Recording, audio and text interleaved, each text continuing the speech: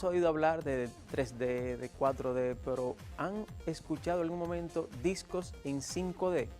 Bueno, esos son los discos de cuarzo. La Universidad de Kioto empezó a trabajar con esto en el año 2010 y la Universidad de Southampton en Inglaterra empezó en el 2013. En los primeros pasos que dieron lograron almacenar, no discos, sino lograron almacenar datos de un peso de 300 kilobytes, algo así. Se almacenaban y luego también pudieron recuperarlo en discos de cuarzo, o mejor dicho, en ese momento en una pieza de cuarzo. Luego un disco de cuarzo del mismo diámetro, prácticamente copiado, igual como los DVD y los CD que conocemos hoy en día. Ellos han asegurado que un disco de este tamaño, similar al DVD que conocemos, o al Blu-ray que tenemos hoy en día, podría almacenar hasta 320 terabytes por más de 13.000 años. Esto es algo que será un antes y un después. ¿Qué va a depender esto? De la velocidad con que se pueda obtener información de estos discos.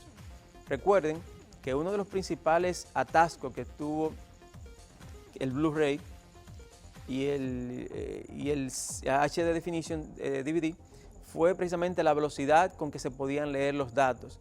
El PlayStation 3, que apostó por la tecnología de Blu-ray, pues pasó serios problemas por la lectura de los mismos. La lectura que deben tener los discos de videojuegos deben ser muy grandes y en este caso frenaba mucho el desempeño, por eso usted veía los loading tan grandes. ¿Cuál solución encontraron? Por ejemplo, en el caso de los videojuegos estamos hablando de que almacenan mucho contenido y es lo que ahora mismo se está usando con los Blu-ray o estos discos nuevos que vienen en la PlayStation 4 y en el Xbox One, es que casi siempre tienen que instalar los juegos en el disco duro de la consola. ¿Por qué? Por esto mismo que estoy diciendo. La velocidad de lectura de los discos es muy lenta para el peso que necesita el equipo para poder procesar la información y poder presentar en memoria RAM o subir a memoria RAM toda esa información al tiempo que requiere la demanda del jugador. Por eso es que usted ve, como le decía, deben almacenarse o instalarse en el disco duro. Entonces, ¿qué pasa con esto?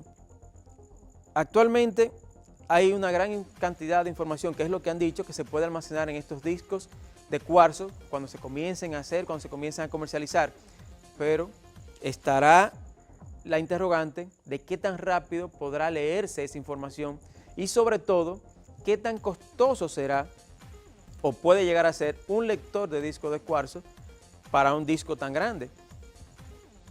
Debe ser algo que pueda compensar, que cuando usted compre un disco de esto, que va a guardar una información tan grande que actualmente durará mucho para poder llenarlo, me imagino que tendrá un precio muy grande y también el lector deberá también ser algo con los que los fabricantes puedan recuperar esa inversión, porque no es como antes que usted compraba varios CD y quizás ahí podía retornar el precio de estos fabricantes, pero ahora en un solo disco usted podrá almacenar información prácticamente hasta actualmente.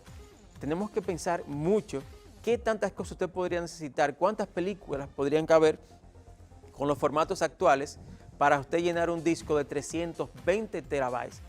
Creo que estos discos más serán, o 360 terabytes, que fue el dato que dieron que podían soportar, o que entendían ellos que podía soportar un pedazo de cuarzo similando un disco de los actuales, con el mismo tamaño que tienen los CD o los DVD. Entonces, estamos en eso.